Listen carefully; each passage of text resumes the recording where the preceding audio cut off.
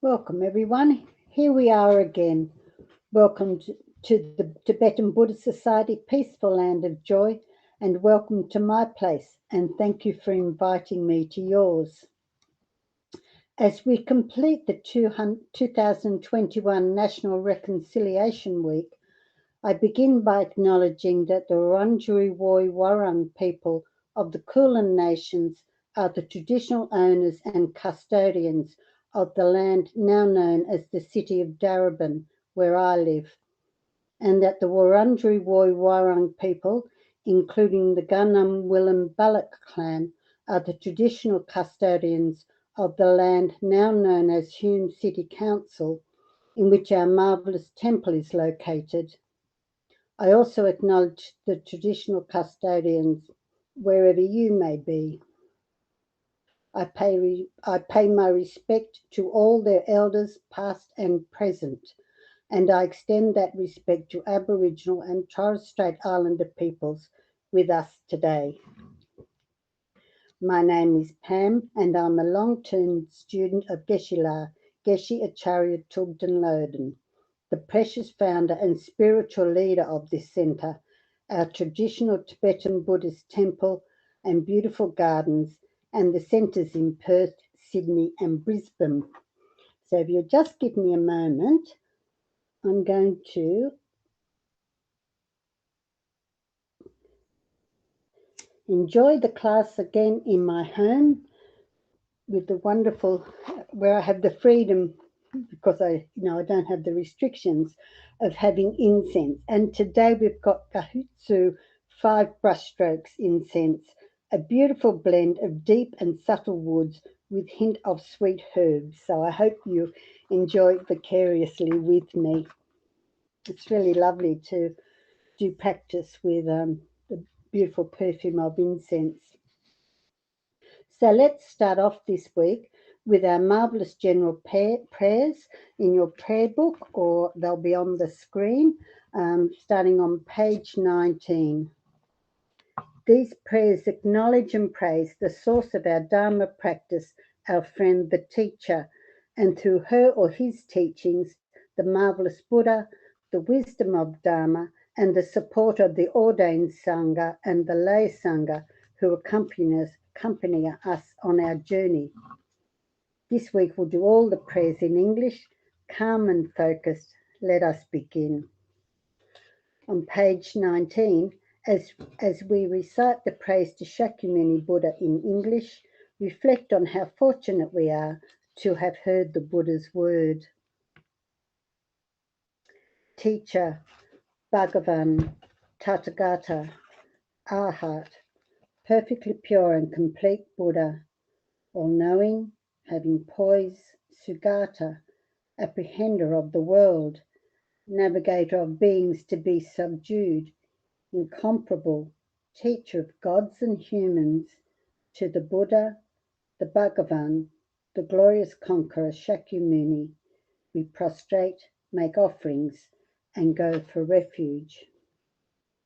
Then let's take refuge and establish our bodhicitta motivation to achieve enlightenment for the benefit of all sentient beings. Generate your heartfelt wish for all sentient beings to be happy, safe as well. And may we have that wonderful opportunity too. In English again on page 19. Refuge and bodhicitta prayer. To the Buddha, Dharma and Sangha, I go for refuge until becoming enlightened. Through the merit of my generosity and so on, may I achieve Buddhahood to benefit all beings. To the Buddha, Dharma and Sangha, I go for refuge until becoming enlightened. Through the merit of my generosity and so on, may I achieve Buddhahood to benefit all beings. To the Buddha, Dharma and Sangha, I go for refuge until becoming enlightened. Through the merit of my generosity and so on, may I achieve Buddhahood to benefit all beings.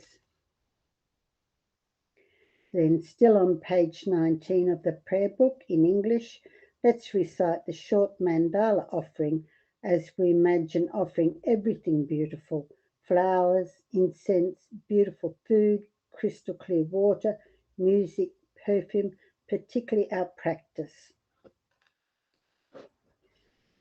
This ground, anointed with perfume and strewn with flowers, Mount Meru, the 4 continents, adorned with sun and moon, imagined as a Buddha land and offered thus, may all beings enjoy such pure lands. And then turning over to page 21. In English, let's recite the magnificent 7-limb prayer practice. It is quite an amazing practice, which I'll go into more next week. 7-limb prayer. I prostrate my 3 doors with a mind of respect and offer or actually arranged and mentally emanated offerings. I reveal all the downfalls and negativities that I have ever collected and rejoice in the virtues of individuals and superiors. Please remain perfectly abiding until samsara is no longer seen.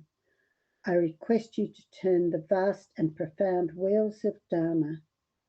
I dedicate the virtues of myself and others to the great enlightenment. And then turning over the page to page 23, you will join me in reciting Prayer of the Lineage Gurus in English. We pay homage to our breathtaking lineage. It's quite amazing. Of the last 2,500 years, from Shakyamuni Buddha without break, right down to our current teacher, precious Geshe. Body born from a million magnificent, excellent virtues, speech fulfilling the hopes of infinite beings, a mind that sees all objects of knowledge precisely. I bow my head to the chief among the Shakyas, supreme sons of the incomparable teacher, carrying the load of all the conqueror's deeds. By their emanations appearing in countless realms, I prostrate to Maitreya and Manchushri. The mother of conquerors is difficult to fathom. The precise thought is in the commentaries written by Jamdavicta's ornaments, Nagarjuna and Asanga. I prostrate at the feet of those most renowned in the 3 realms. From these 2 great chariots come the excellent lineages of the paths of profound view and vast deeds. Their essential points gathered thoroughly and without fault. Prostration to the lamp holding this treasury of instruction. Giving explanation through compassion by seeing precisely and completely the essential points of all powers of Sutra and Tantra, holder of the conqueror's entire holy Dharma, prostrations to the glorious Losang Drakpa. I, seeing all the infinite teachings, supreme way of crossings for those entering the journey to liberation, moved by compassion to deeds skilled in method, prostrations to the spiritual masters who make everything clear.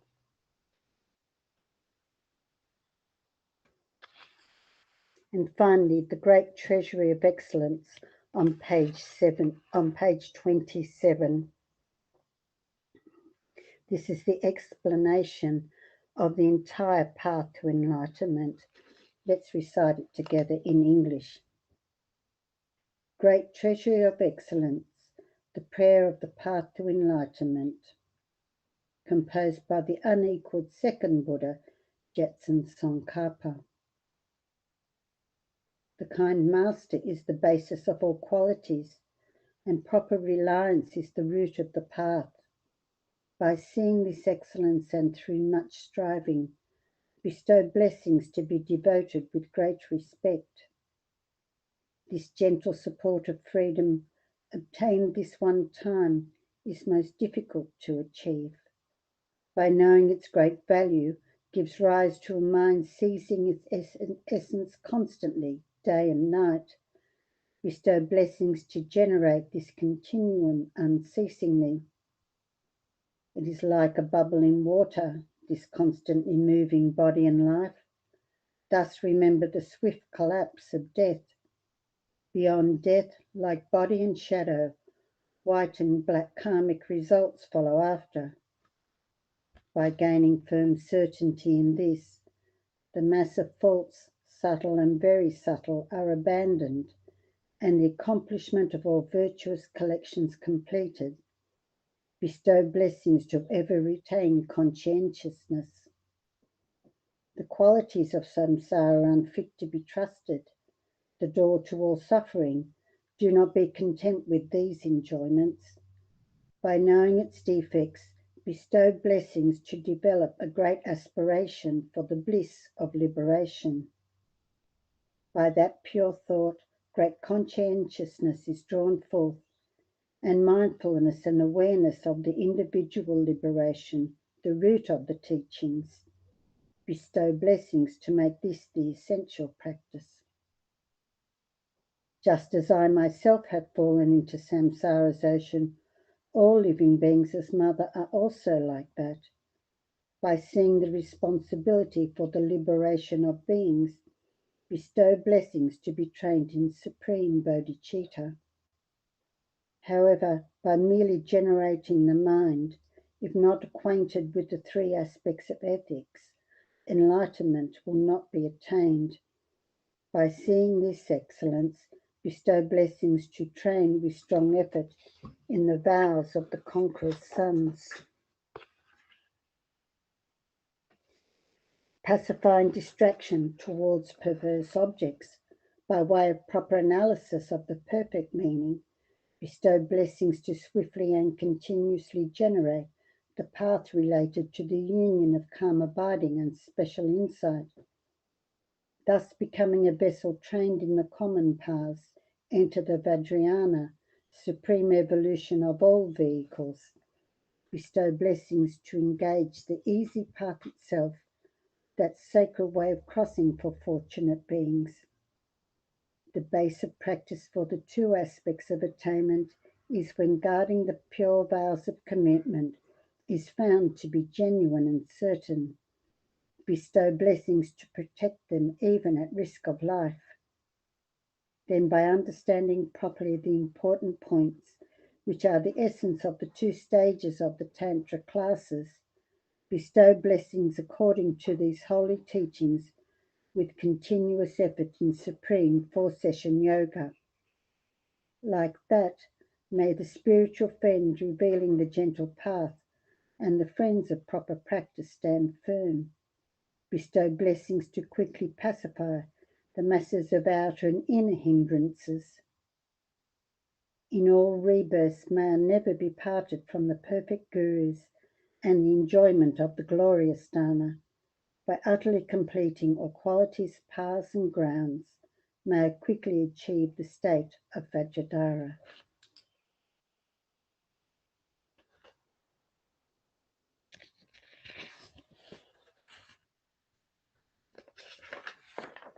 Thank you, everyone.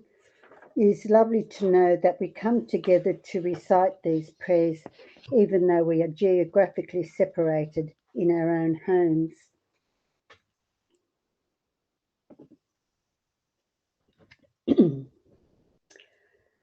So, last week we met our third friend of leisure and fortune on our Buddhist path to enlightenment. With ever-widening eyes of awe and wonder, we were amazed by our good fortune to have such an incredible friend. Geshe said, "The leisure and fortune to be able to practice Dharma are what comprises an optimum human rebirth." As we appreciate this indispensable companion, our friend of leisure and fortune, we aspire to make that value of every instant in our current temporary circumstances in this life. Then, by using this fortunate rebirth well, we create the causes in our future lives for the ultimate goals of liberation and enlightenment. And how rare is it to have such an incredible opportunity and such a good friend. Excuse me.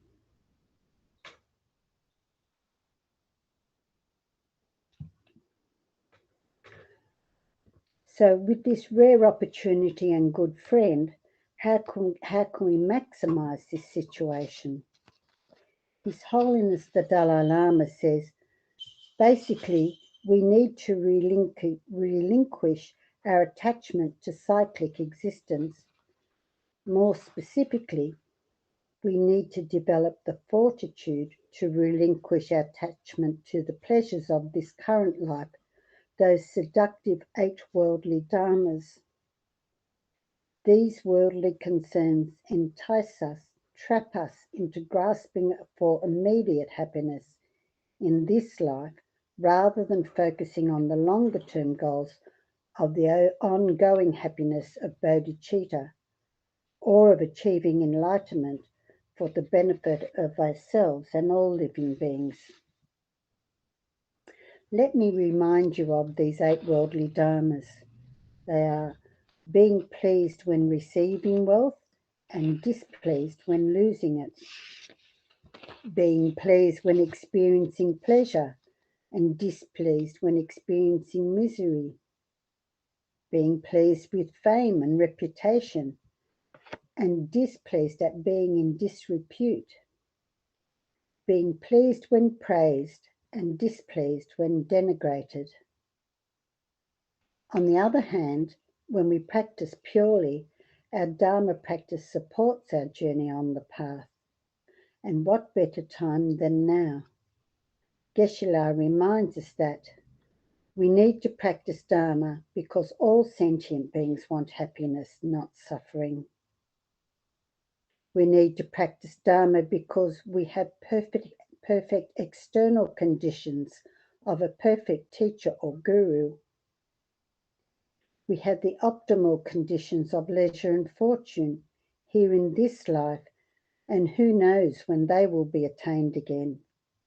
And we need to practice now because there is no certainty when we will die. So, it is with great pleasure that I introduce you to our final friend on our Buddhist journey together, our inspirational 4th friend of death and impermanence.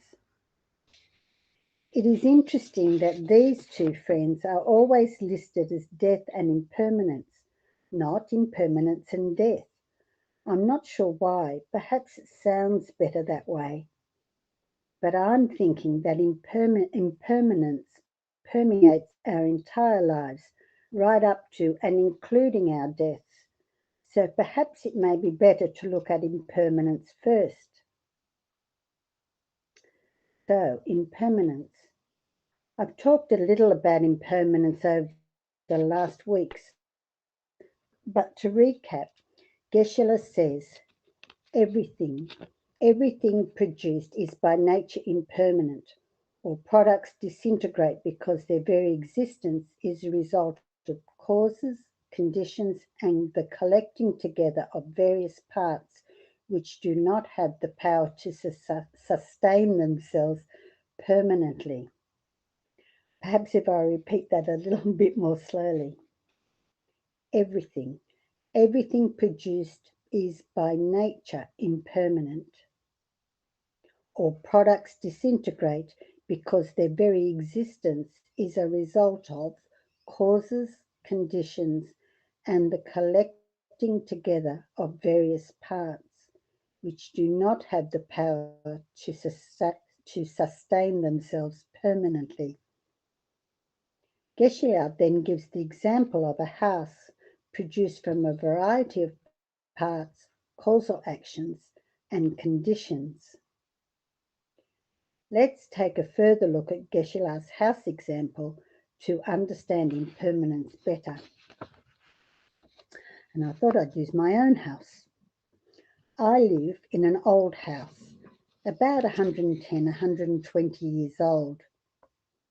To me, my house seems very permanent. It must be. It has been there for such a long time. When I go out each day, or in non-lockdown times, when I go out each day, I'm very confident that it will still be here when I get back. A while ago, the walls were getting a bit shabby, so I had them repainted. By doing that, I convinced myself that somehow I have magically made these walls permanent too. My floors don't disappear, the roof will be there forever and ever. And so my delusion goes on. My delusion that things last forever, never change, will always be the same. But the old house around the corner was sold recently. It will be pulled down to build apartments. I'm so curious, where has the permanence of that house gone? So let's do a short meditation to understand impermanence better. Then we'll extend the meditation to establish our motivation for today's session. This style of meditation is often used in Theravadan traditions of Buddhism. So if you want to actually meditate, adopt your meditation posture using the Vairocana meditation posture of the 6 preparatory practices, or however you usually sit to meditate. The Vairocana position says legs crossed or feet flat on the floor if you are in a chair.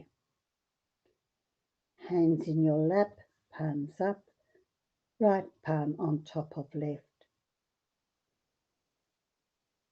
Backbone straight. Mouth, jaw and tongue relaxed. Head tilted slightly forward. Eyes closed or half closed.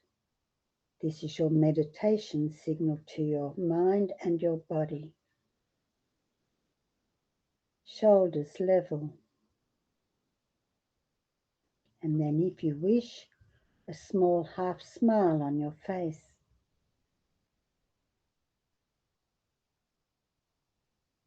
And now, as we begin our impermanence meditation, we are going to do it a little differently. Rather than mental consciousness, we are going to use our mind's auditory consciousness to observe, notice what we are hearing. As we begin, listen to the play of sounds around you. Just listening. You don't need to do anything else.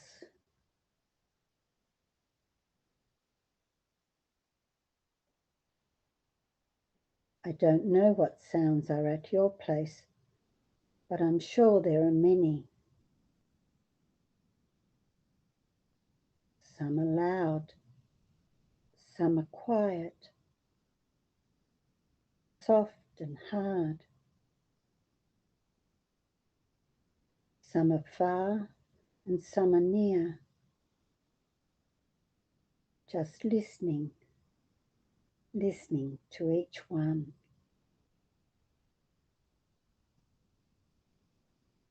Talking, traffic, dishes clattering, the TV, the sounds of life.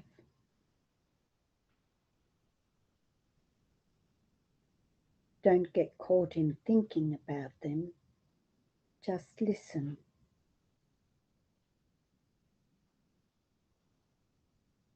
A sound, another sound, another one, and another.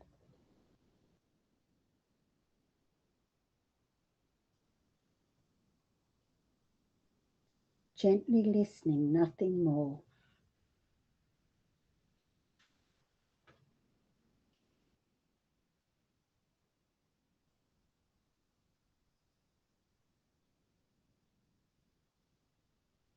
Notice how each sound arises, is there for a while, and then vanishes. leaving no trace.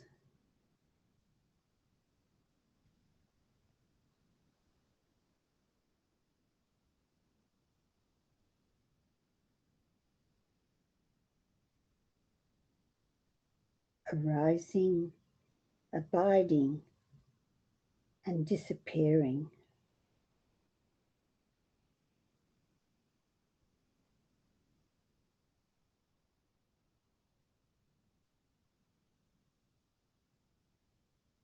Listening for a time, no need to analyze,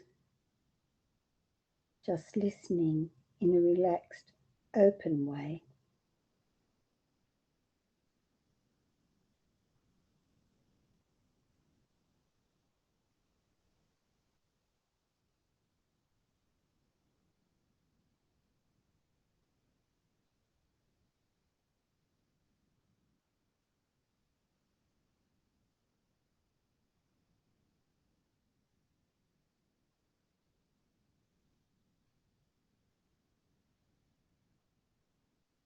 As you listen, let yourself sense, imagine that your mind gently travels out to that sound,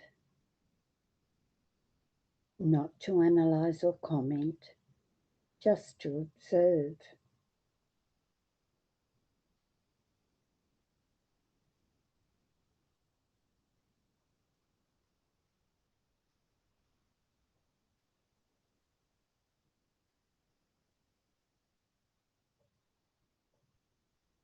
A sound, another sound, another one, and another, gently going out, listening, nothing more.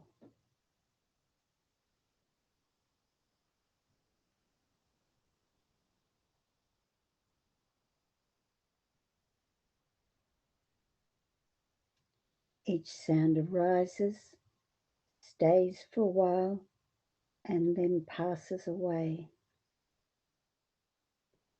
all in the openness, the expansiveness of your mind.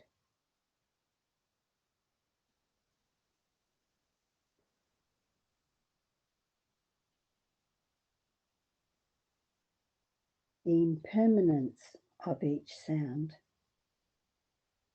the coming and going,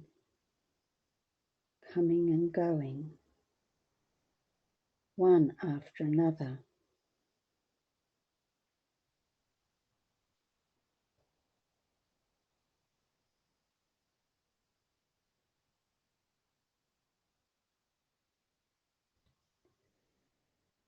Relaxing in this expansiveness, just listening.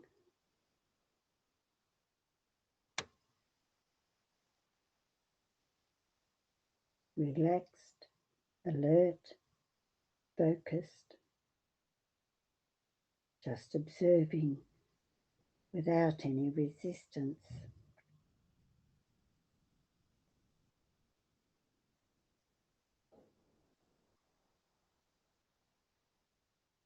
Impermanence, coming and going.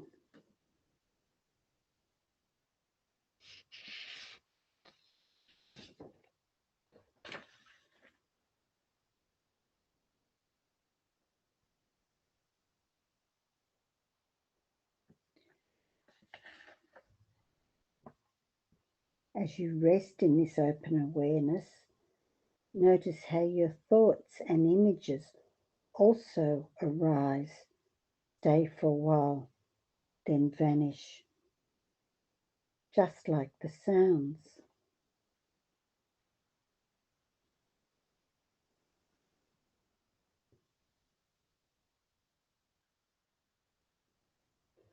They too come and go freely without resistance.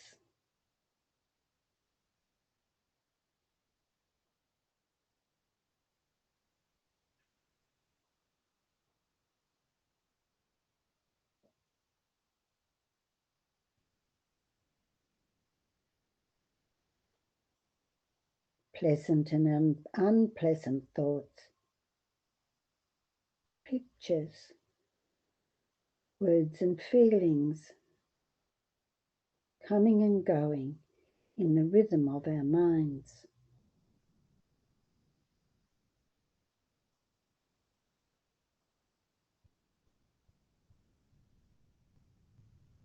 Problems, possibilities, joys and sorrows, all coming and all going.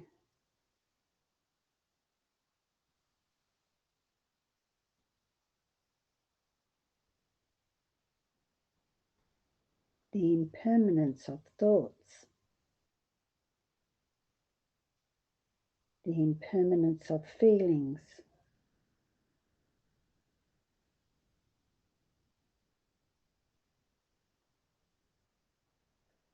the coming and going in our minds, wave after wave, wave after wave.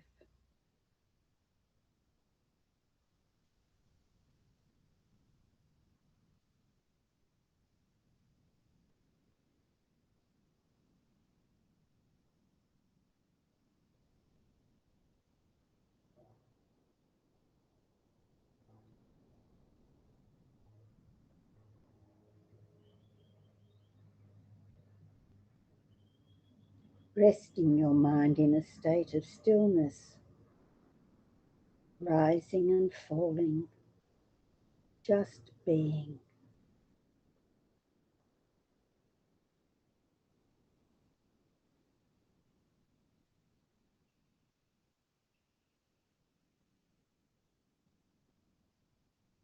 Impermanence.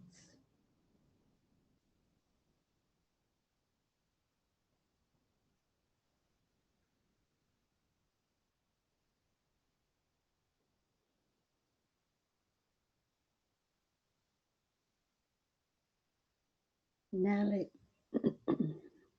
now excuse me. Now let's extend our meditation to establish our motivation for the session today.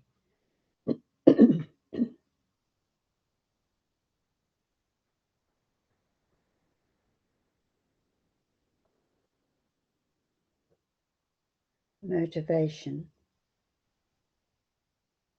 Impermanence. Everything arises, abides for a while, and then disappears.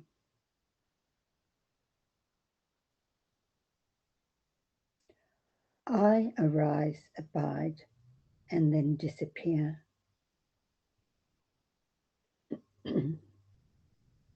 So too my loved ones, the people I know, strangers, all humans and non-humans,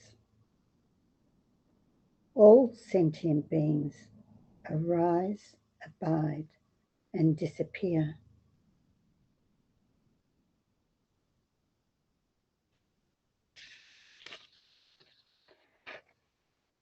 As I reflect on my own definite impermanence, I come to acknowledge the inevitability of my death. So as I generate bodhicitta, may my motivation for today be to enrich my understanding of death and impermanence. May I use this understanding to motivate my practice today and my practice in the future.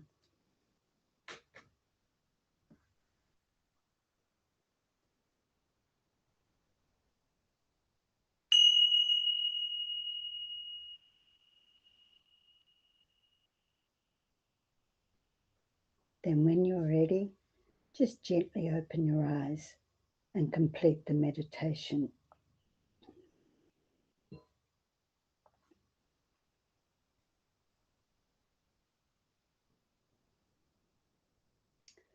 So now we come to the topic of death.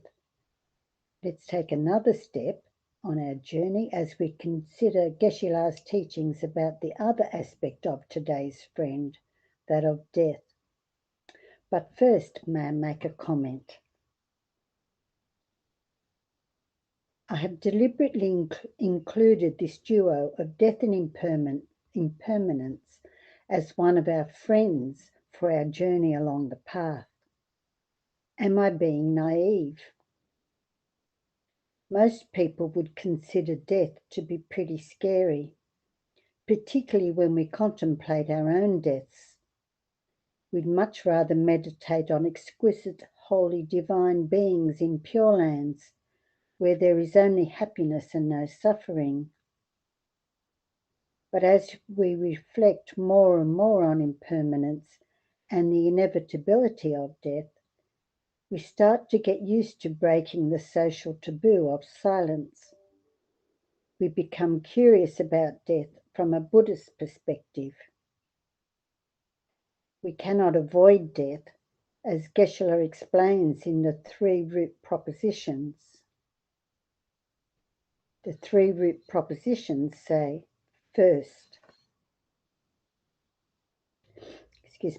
death is certain. Everyone who is born will die, even famous people or yogis. When the time of death comes, our lifespan cannot be extended. Indeed, it decreases continuously. Every breath we take is a breath closer to our death. We will die even if we haven't had the time to practice Dharma. Given that our death will happen, we realize that only the practice of Dharma can help us in this life and in future lives. Death is certain.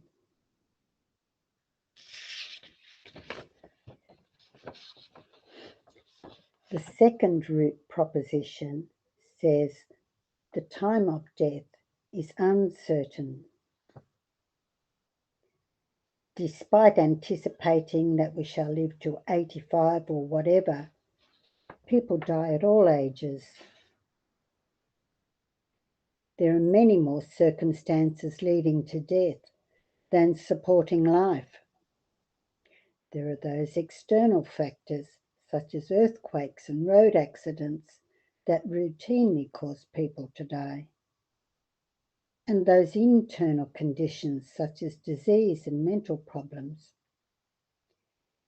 Even things meant to support, such as a COVID vaccination, may sometimes lead us to death. When we think about it, our bodies are as fragile as a bubble.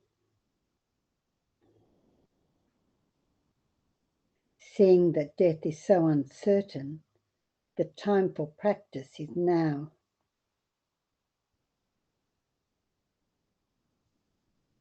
And the 3rd proposition, at the time of death, only Dharma can help us. Money and possessions are of no help, despite how hard we may have worked during our lives to accumulate them. Friends and family cannot prevent our death either, no matter how much they love us. Not even our body is of benefit. We have spent so much of our lives taking care of this body, but at the time of death, we just vacate it. A mere corpse is left behind, while our mind stream goes on alone to future lives. Such a motivation for practice.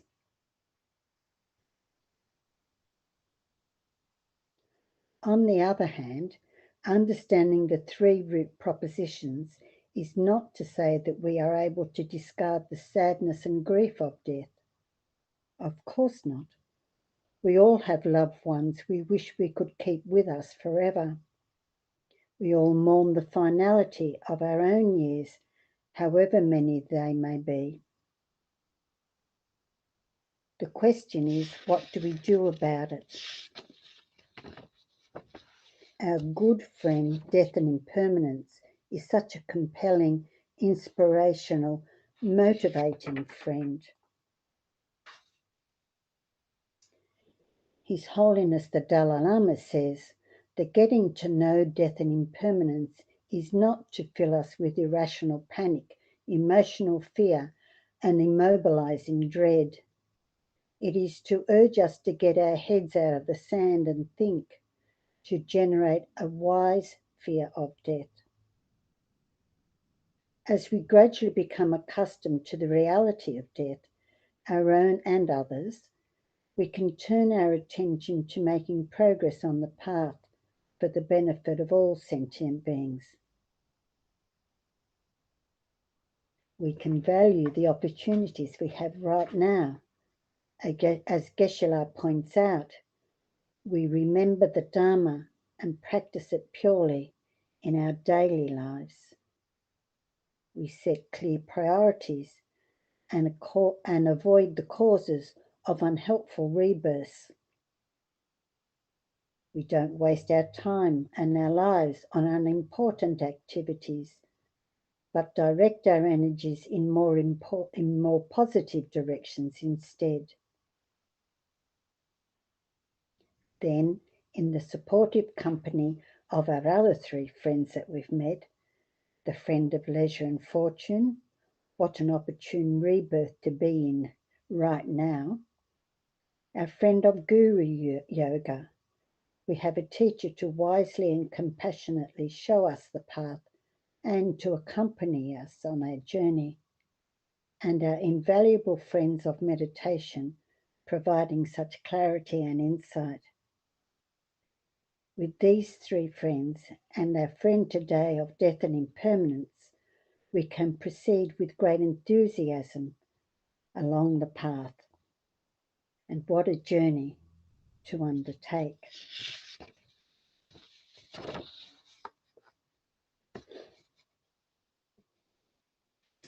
Let's move on now and recollect the beautiful practice we've been building up each week, our field of merit meditation.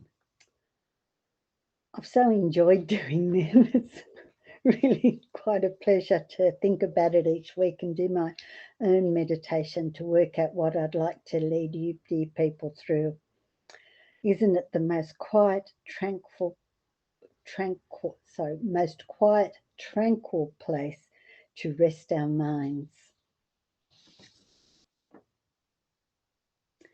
This week, we'll be inviting another Buddha into the field, a female Buddha, beautiful, serene, inspiring, marvelous, white Tara.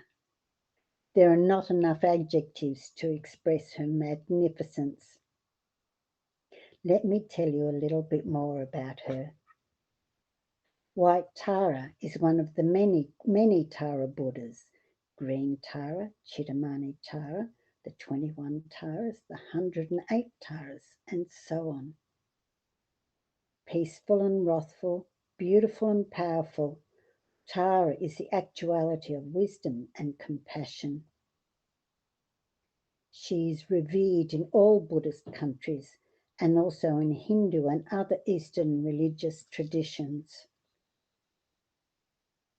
Rinpoche says, when I need help in a hurry, Tara the swift one, the one I call on first. If I'm in trouble, green Tara. If I'm sick, white Tara. White Tara is known as the Buddha of long life, the mother of all Buddhas, the wish-fulfilling jewel.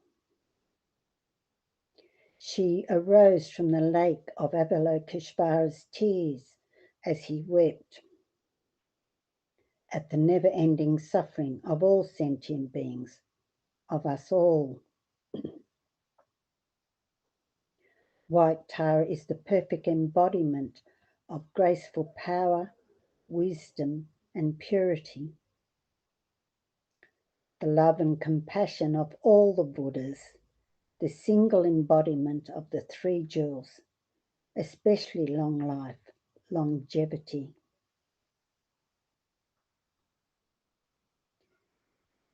Revered for her swiftness at helping those who rely upon her, White Tara is described as the Buddha for this modern age, the sublime personification of compassion and wisdom in female form, at a time when sorrow and suffering seem to be increasing everywhere. I mean, if we look around the world at the moment, really saddening. White Tara purifies the negative karma of our past lives. With her healing nectar of immortality, she retrieves our lost lifespans and brings our long life karmic seeds from past lives to ripen in this life. What a marvellous opportunity. With great joy, we are able to maximize this extended life of incredible human rebirth through our White Tara practice. It is wonderful to have more time to sincerely practice Dharma for the benefit of ourselves and all sentient beings. So it is such an honour to invite White Tara here today into our field of merit meditation as we reflect on impermanence and death, especially recalling our own impermanence and death. So if you excuse me one moment again.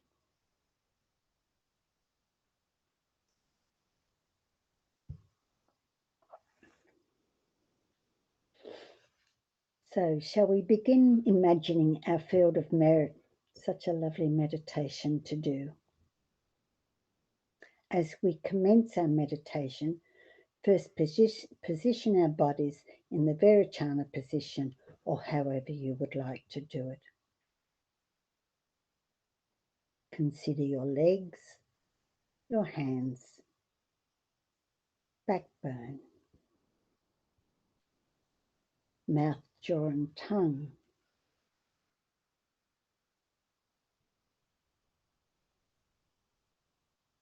Head tilts slightly forward. Eyes,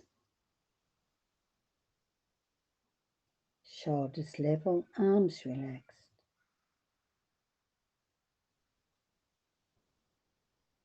And a small half smile on your face if you wish to.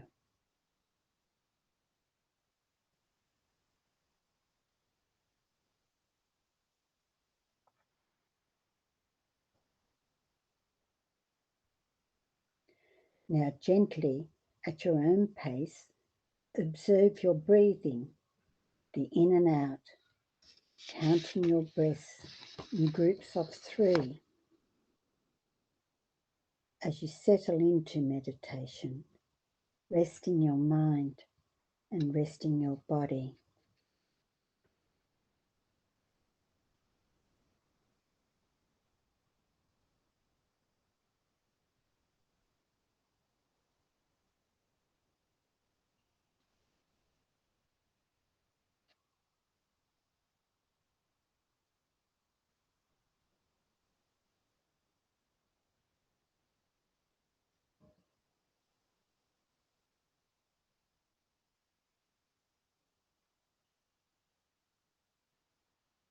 Focus purely, single-pointedly on this sensation, the natural rhythm of your breathing in and your breathing out.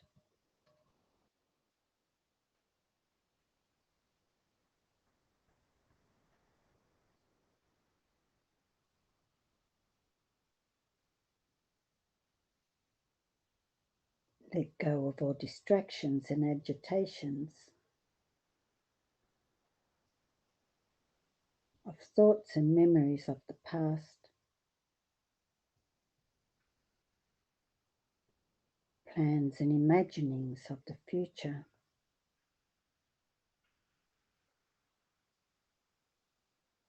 Don't let them take this precious time from you.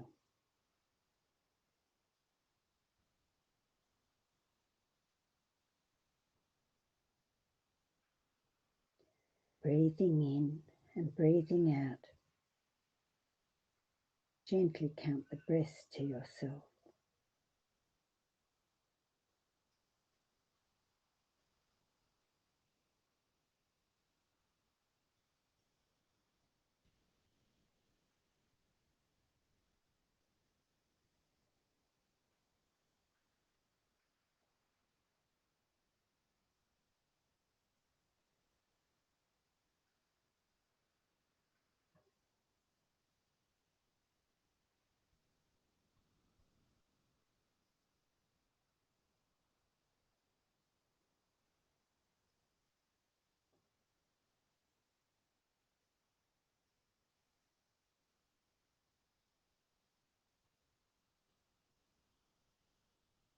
Now first, let's bring Shakyamuni Buddha to our minds, the main Buddha in our field of merit visualization.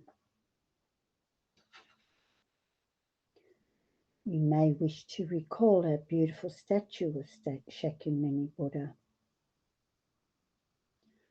or there is a picture of him on your screen. Thanks, Venerable Manikam.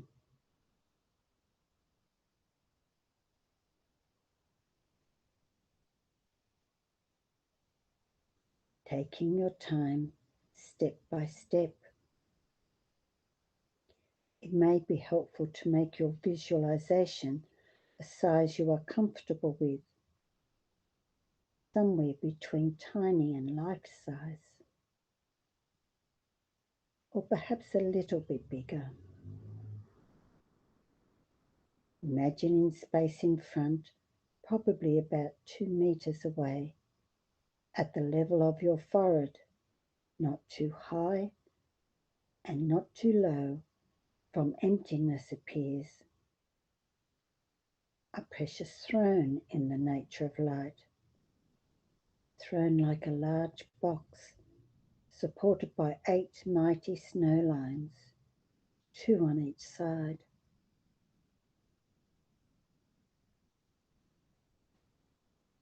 In nature, it is Shakyamuni Buddha's wisdom truth body.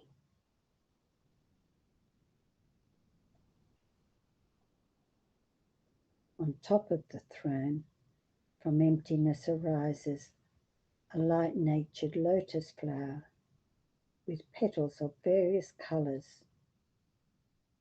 symbolizing renunciation.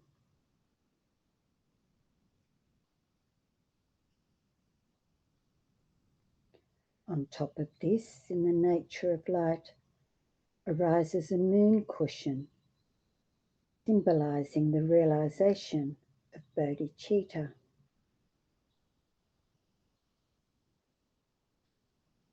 On top of the moon cushion arises a sun cushion, also in the nature of light, symbolizing the realization of wisdom.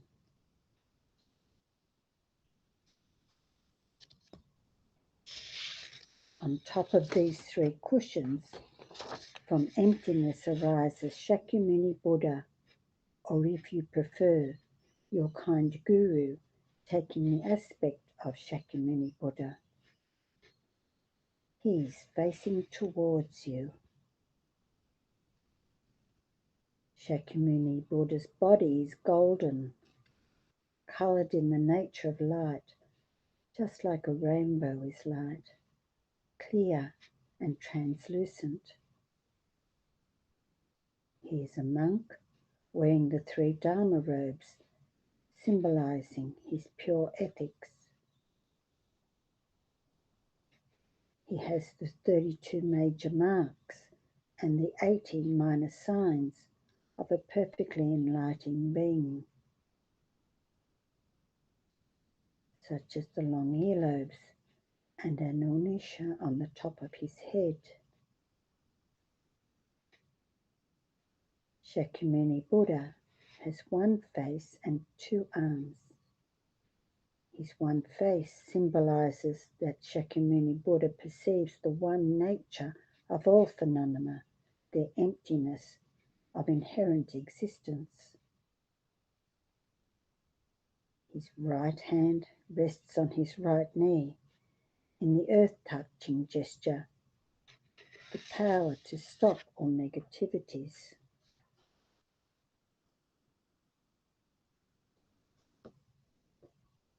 His left hand in his lap is in the gesture of concentration, holding a begging bowl of nectar which destroys all delusions. At Shakyamuni Buddha's heart, there is a blue syllable hum, and it is surrounded by his mantra, Om Muni Muni Maha Muni E Soha. Shakyamuni Buddha sits in the cross-legged position and emanates countless rays of light in all directions. The source of all love, compassion, and wisdom, he looks down kindly upon us all. If you can't maintain all the details, no problem. Just do your best and manage as many as you can without trying too hard.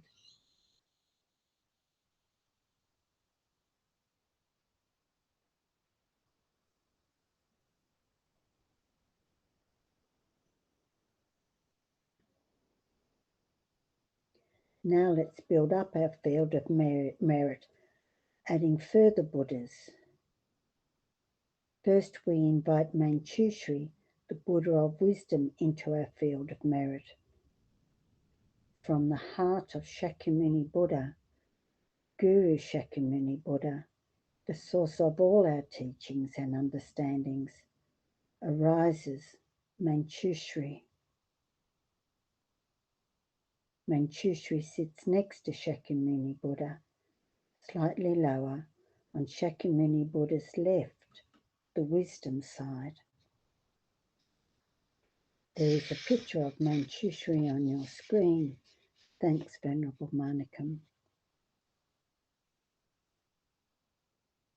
But don't forget, Manchushri is not just a picture. He is an actual Buddha in the nature of light, translucent, appearing as a visualization in our mental consciousness. Manchushri, powerful Lord of Wisdom, also sits on a throne and a lotus and a moon and sun, indicating the realizations of renunciation, bodhicitta, and wisdom. He is golden in colour, having one face and two arms, and displays the vibrancy of a 16-year-old youth. His right hand holds aloft a sword blazing with flames. This sword cuts through delusions, aversions, attachment, ignorance, and all the things that trap us in samsara. In his left hand is the stem of the sacred lotus flower, on which is the Paramita text, the perfection of wisdom teachings. Manchushri has all the signs and marks of a Buddha, and he is the abiding protector of all living beings. From Manchushri we receive the gentle wisdom we need to progress on the path. Take your time, add as many details as you can. Doesn't matter that you don't get all of them. Just know that Manchushri is the Buddha of wisdom.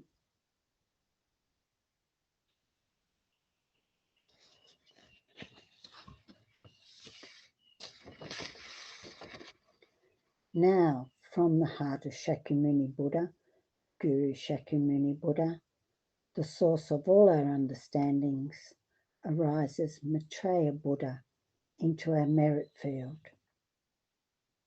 Maitreya, Buddha of all kindness, love, and compassion, faces you and sits slightly lower on the right side of Shakyamuni Buddha, the method side of loving kindness. There is a picture of Maitreya on your screen. Thanks, Venerable Manikam. But don't forget, Maitreya is not just a picture. He is an actual Buddha in the nature of light, appearing as a visualization in our mental consciousness. Maitreya also sits on a lion throne and a lotus and moon and sun, indicating the realizations of renunciation, bodhicitta, and wisdom.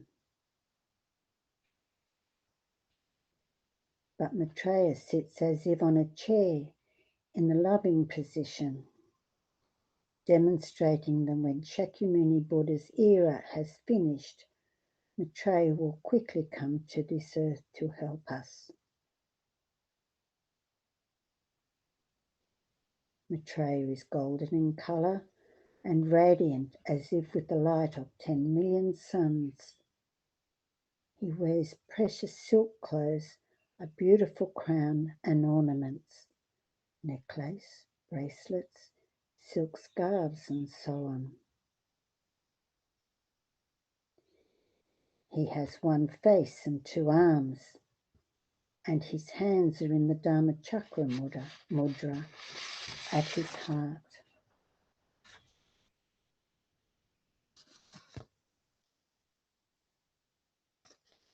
Each hand holds the branch of a naga tree in flower.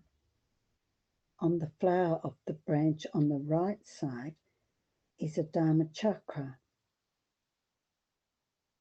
On the flower on the left side is a precious vase filled with the nectar of immortality.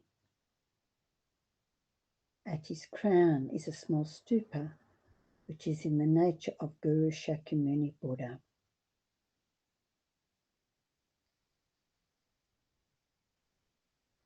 So now we have Shakyamuni Buddha, Acharya Buddha, and Manchushri.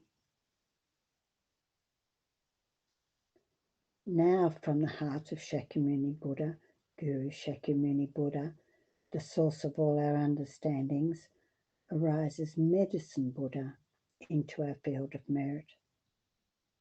Medicine Buddha sits in the front of Shakyamuni Buddha, slightly lower between Maitreya Buddha and Manchushri,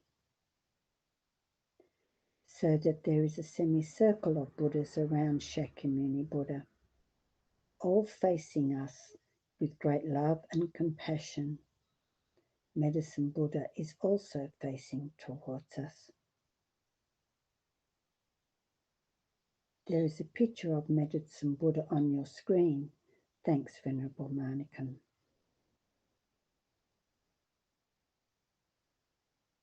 But don't forget, Medicine Buddha is not just a picture.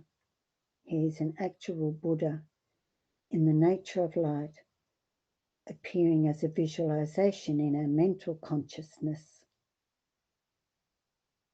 Medicine Buddha also sits cross-legged on a lion throne, and a lotus and moon and sun, indicating the realizations of renunciation, bodhicitta, and wisdom.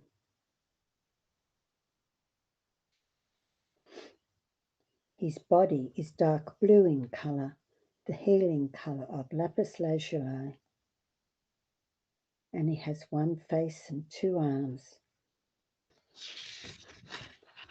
His right hand is in the mudra of supreme giving, and it holds a medicine plant at his right knee. His left hand is in the mudra of concentration, and it holds a lapis-coloured bowl of nectar, the nectar which destroys all delusions, and especially all disease. He is a monk wearing the 3 Dharma robes. and he has all the major signs and minor marks of a Buddha.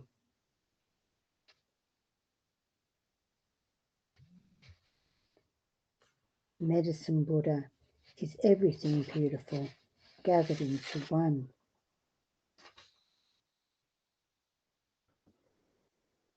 He is especially endowed with great love, compassion, and equanimity towards all beings. He looks down upon us and all sentient beings with such great love as a parent would for their only child.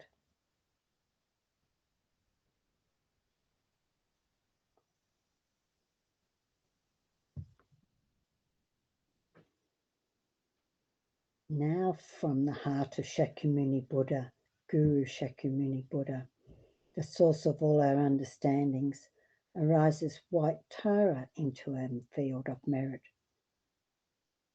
Beautiful female Buddha, white Tara, sits in front of Shakyamuni Buddha, facing us in a slightly lower position than Shakyamuni Buddha, next to Medicine Buddha. There is a picture of white Tara on your screen. Thanks, Venerable Manikan. But don't forget, white Tara is not just a picture either. She is an actual Buddha in the nature of light, appearing as a visualization in our mental consciousness. Instead of leading you through a visualization, as I have for previous Buddhas, this time I shall recite part of a beautiful devotion written in the 15th century by the first Dalai Lama, Galwa Gendon Drup. It is called A Praise to White Tara.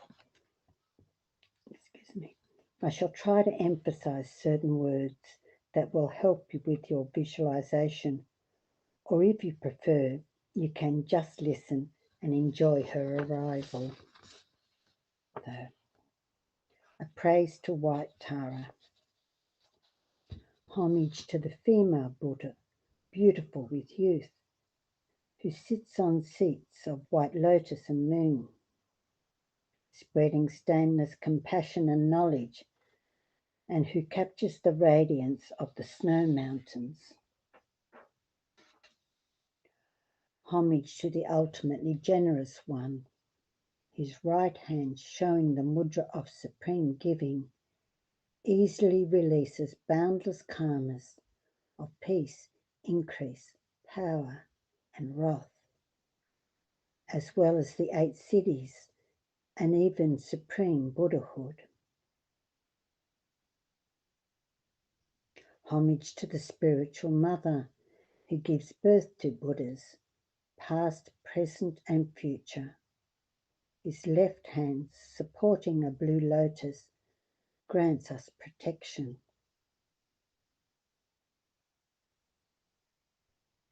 Homage to the refuge of the world, who has eyes in hands and feet, gazing at the 4 doors to freedom, and who leads all living creatures towards the Isle of blissful liberation. Homage to she whose face unites the beauty of 1,000,000 autumn moons, whose wide eyes gaze with compassion, his joyous mouth smiles equally on all. Homage to she, head adorned by Amitayus, Buddha of boundless life, the mere thought of whom grants life and wisdom. His left hand in the contemplative mudra holds a vase filled with the ambrosia of immortality. Homage to the all-beautiful one, whose crown steals the light of the sun and the moon, whose sapphire hair is half knotted on top and half falls freely over her shoulders.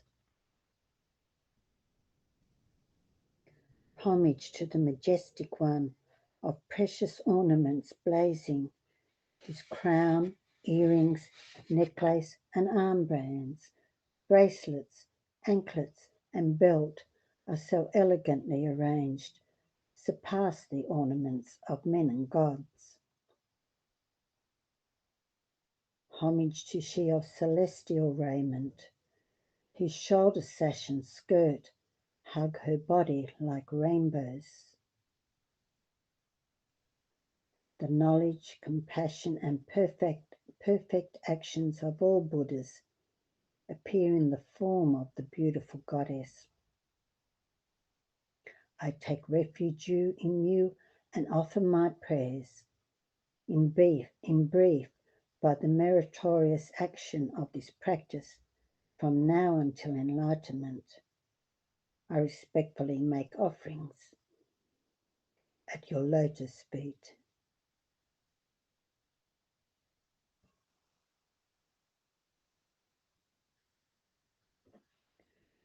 So, what an awe-inspiring homage.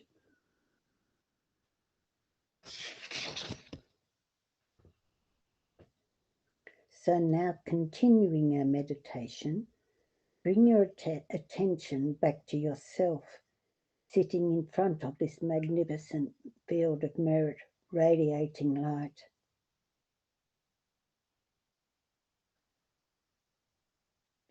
On your right-hand side, sitting with you, looking at the Buddhas, all of your male relatives, past, present, and future, or your fathers, brothers, sons, grandfathers, uncles, nephews, and so forth.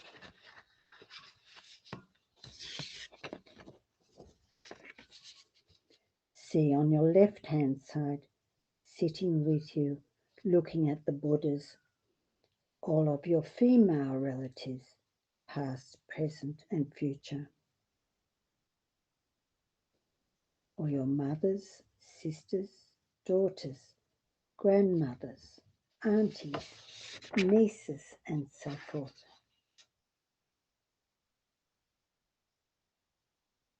And behind you are all your friends and all the people who have helped you along your path in this life, and all the people you have helped, and who subsequently want to help you as well. They too are beholding the Buddhas. And in front of you, all the people you don't know, and all the people you haven't had any difficulty with, or they with you. They sit in front of you, so rifts can be healed, and they can receive your blessing straight from your heart. All these people also behold the Buddhas. In your mind, take a look around. Make sure you have included all the people in your life, and especially those who need healing. Family, friends, people in your neighborhood, your country, from around the world, and now all sentient beings, all those other beings, non-humans.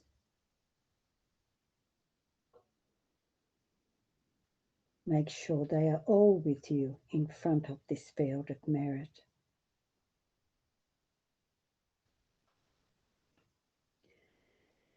We receive the blessings of White Tara, the Buddha of long life, and all the Buddhas of our field of merit. They completely fill our bodies with healing Amrita, purifying all our short lives, our negative karma, delusion, all unhappiness and suffering, and particularly all disease. All our pain and sickness, physical and mental, are eradicated, and our long life, good health, and well-being blossom. As these blessings touch your heart, that place of your love and joy, you really want to make offerings in return. So you make offerings to all these Buddhas. Feel yourself surrounded by the love, compassion, karuna, blessing of all these Buddhas. May all beings have long life. May they be free from suffering.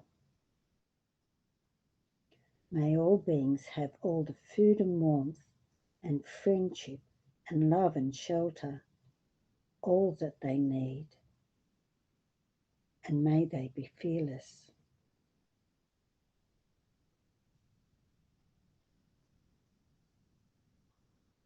Now, with the firm aspiration to become of benefit for all sentient beings, we commence our dissolution of the field of merit. We imagine that White Tara, Medicine Buddha, Maitreya and Manchushri melt into light and dissolve into Shakyamuni Buddha. Then in turn, Shakyamuni Buddha dissolves into light and absorbs into us. His Holiness tells us, this is not like melting butter on a dish, where the butter and dish remain separate. Rather, reflecting that we ordinary beings and White Tara and all the Buddhas, we all have the same nature. We have the same nature as them. Just as the Buddhas were once ordinary beings who practiced Dharma diligently, removed their faults and developed all good qualities, we too can do this by putting energy into cultivating the path. With the support of our marvellous four friends, we too shall venture forth.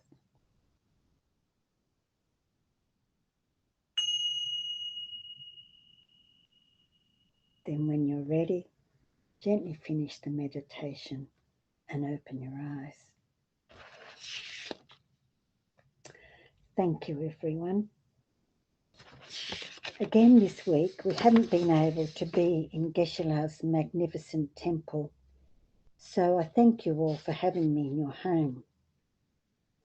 Actually, I quite like being in your home. Not me specifically, but I like the idea that the beautiful, peaceful, healing White Tara of longevity and all the Buddhas of our field of merit are there beside you, with you in your home. This week we have met our fourth friend of death and impermanence. It is certainly a forthright, unshakable friend. Sometimes the message can be hard to hear, but as this friend reminds us of impermanence and the reality of our existence and our death, never a truer word has been said.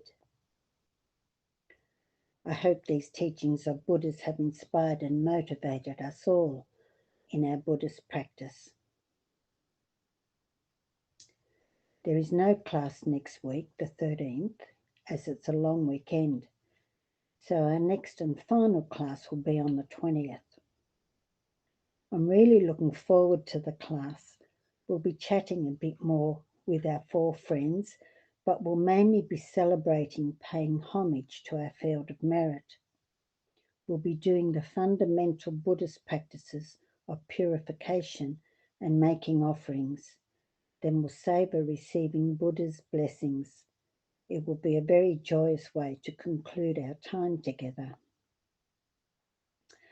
I'd like to say that we'll be back in the temple, but these days of COVID are certainly a compelling lesson in impermanence.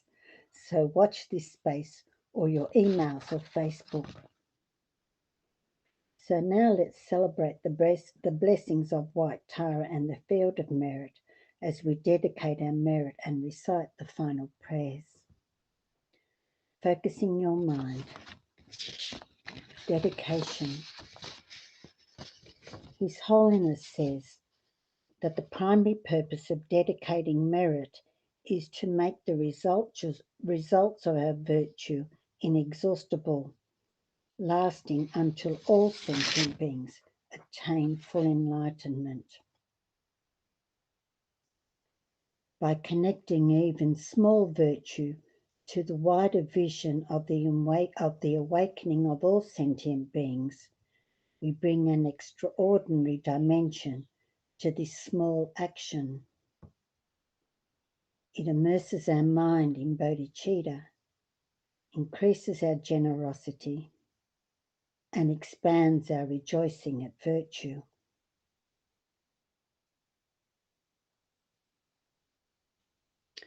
So, in the words of a dear friend of mine, most sincerely, I dedicate the merit of this practice for all sentient beings. With most love there is for each of you.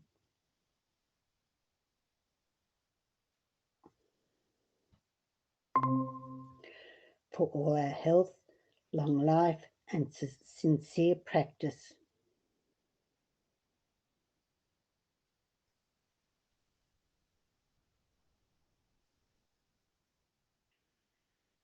May I be for you what you are for me.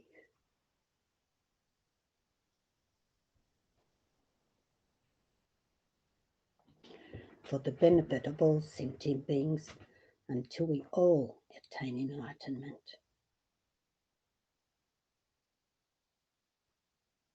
So let's open our beautiful prayer books, or on the screen, thanks, Venerable Manikam, and we'll recite the final prayers together.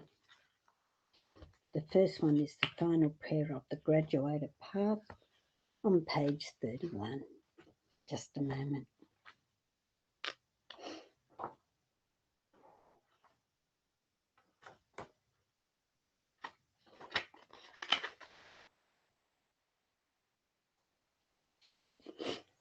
Final prayer of the graduated path,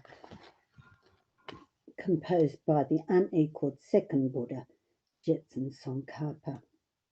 Seem to have heard that name before. How fortunate are we.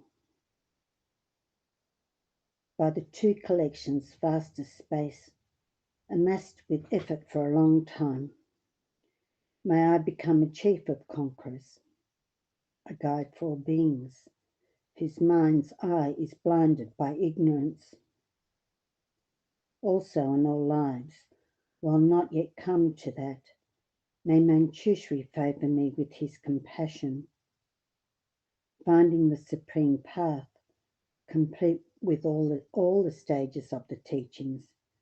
May I please the conquerors by practicing well. By my precise understanding of the essential points of the path, with skillful means drawn along by strong compassion, and by dispelling the mental darkness of beings, may I uphold the conqueror's teaching for a long time. Where the supreme precious teaching has not spread, also where it has spread but become degenerate, with a mind deeply moved by great compassion, may I make clear this treasure of benefit and bliss. The stages of the path, excellently established by the marvellous deeds of the conquerors and their children, give glory to the minds of those aspiring for liberation. May the conqueror's deeds be long preserved. May all humans and non-humans who remove the obstructions and establish conditions favourable to cultivating the excellent path never be parted for all of their lifetimes from the purest of paths which the Buddhas have praised. When someone makes effort to practice properly the 10 points of conduct of the Supreme Vehicle, may they always be assisted by the mighty protectors, and may oceans of good fortune spread out, reaching all. And then the special dedication on page 34.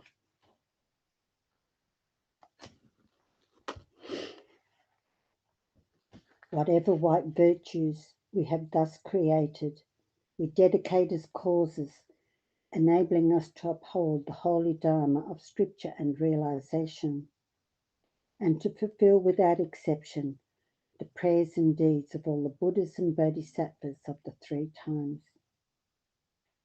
By the power of this merit in all our lives, may we never be parted from the four wheels of the Mahayana, and may we complete the journey on the paths of renunciation, bodhicitta, pure view, and the two stages. And then our lovely general dedication. By this virtue, may all beings complete the collections of wisdom and merit, and attain the two holy bodies arisen from wisdom and merit.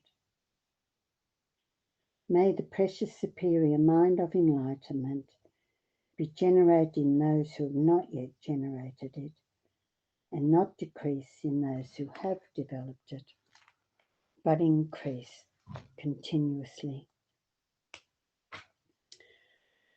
So thank you all for having me in your home, and thank you, Venerable Manakam.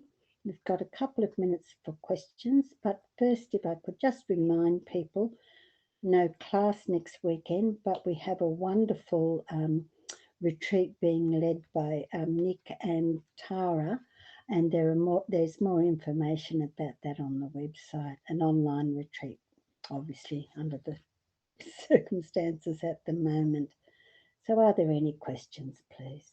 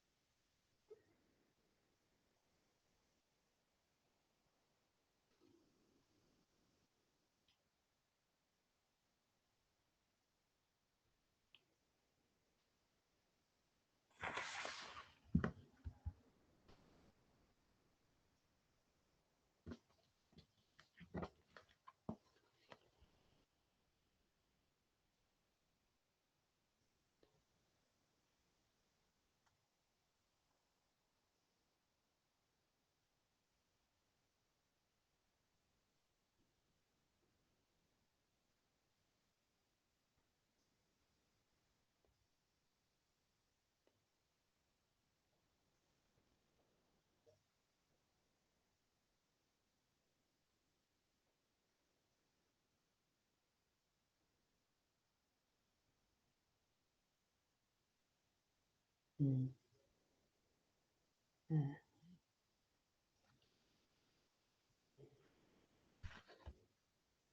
Thanks, Manikam. I think it's a good spot to finish the session there. May you all have a good week, a good fortnight. Enjoy our long weekend. Hopefully we'll be able to get a bit further than our front gate.